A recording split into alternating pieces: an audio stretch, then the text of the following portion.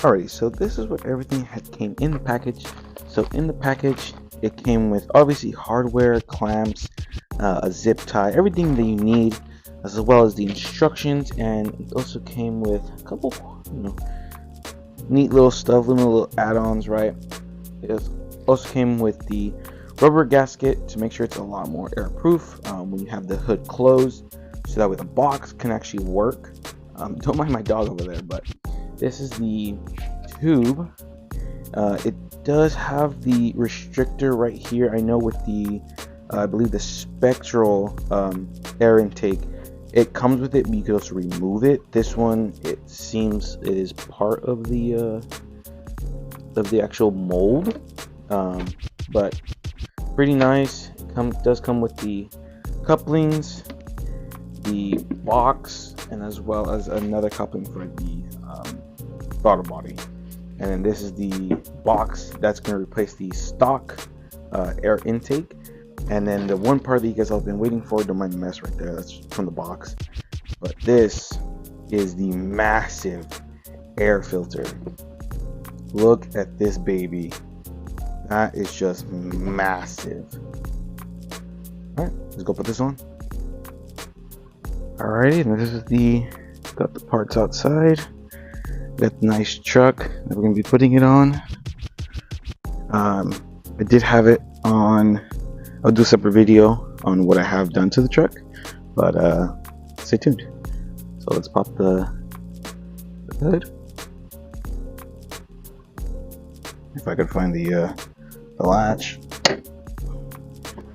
So this is what we're dealing with. So we are going to be replacing the stock air intake. Don't mind this. This is just a sticker because I have a pillow inside that is a NOS bottle. So I have that as jokes. So when I go to the truck meets, car meets here in Cali, I pop the hood. Everyone gets a little laugh. Yeah, pretty cool. But so for today's installation, we're gonna have to remove this. We're gonna be removing all of this. Since I do live here in Cali, cars and vehicles here do require smog every 2 years or so. So with the cold air intake, I will not pass smog. So I do have to keep this somewhere in the garage, in the closet, somewhere. So that way every 2 years, I have to take the cold air intake off, put that one back in, so that way it can pass smog. Because it does have an exhaust on it, but no headers. It still has factory cats. So the way it is right now, it still passes smog. But as soon as I put the cold air intake, it will not pass smog. So we do need to keep that. So let's get this started. Alright, so the first step is going to be removing those two bolts to remove the plastic cover. So we can remove all this. And so mine are a bit different because I had to replace mine. So I'm going to be using a 5/16 screw. So we can remove those two.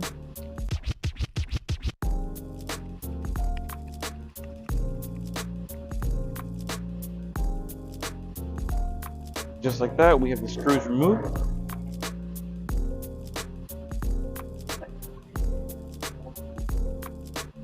So what these are holding on, it's two screws right here, and then there's two clips towards the end. So when you take it off, just kind of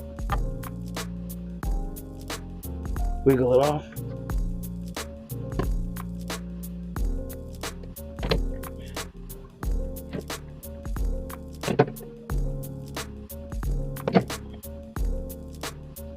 There you go. Alright, so now that we have the plastic cover off, you can clearly see what we're dealing with. So this is going to be the throttle body. So we're going to have to remove this screw. We're going to have to remove this one. There is, obviously we're going to have to remove this, disconnect this, remove this. So it's going to be a little bit of work, but it'll be worth it towards the end. Tip for removing this is when you pull, do not pull on the wires, pull on the clip, and then make sure you have this still, and you're gonna have to remove that to put that over there. Alright, so after we have the stock intake out, as you can see, I still need to remove the box, which has two screws, but I'm about to get that to you right now. But as you can see, we have the manifold, we have the two tubes. Just a heads up, if these do come off, or if they feel like they're getting really bad, replace them. Mine are still good, but I am working on a coming up to 18-year-old truck, so it might be a little bad spots here and there, but mine seem to be good. When I was pulling off the intake here, this tubing did come off, but it connects right there. It came up a little too easily, so I might just replace this or get a clamp right over there. But now that we have this out, we can actually start putting the new stuff in. After I remove that, and then maybe clean up a little bit, so when I take it to car meets, truck meets, shows, whatever, it looks a little nicer under the engine. Alrighty, so I did most of the work off camera. Alrighty, so I didn't record this part just because the couplings were really hard to put on. It did take a little bit of wiggle room, but I mean overall it was pretty easy. If you do order one of these for yourself, the instructions are pretty clear. This video is more solely just if you got any questions, you can comment, I'll answer them, or if you need something a little more clarified, that's what the point of this video is for. I understand a lot of people are like, oh, why did you cut off that part? That's part of the main video. Yeah, it's just one big tube, so it's not that hard to put on. It's just the couplings were a little tough to put on. That's about it.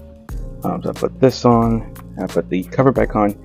The cover did, or the kit did come with spacers and new nuts. It's put in here, but I don't need to. But time to put the cherry on top.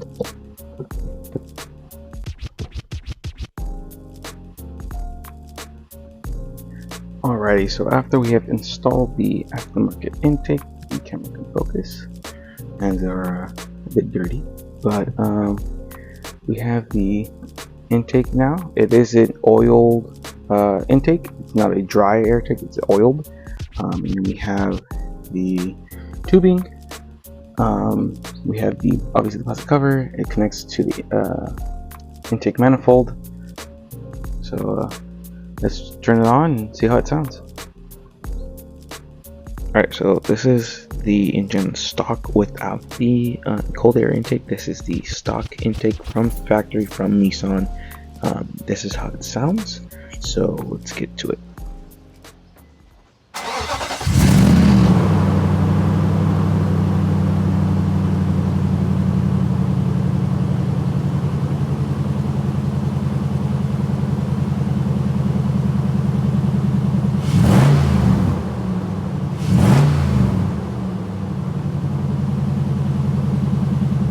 Alrighty, so this is with the Airaid mass airflow cold air intake. It's a long name, and this is how it sounds.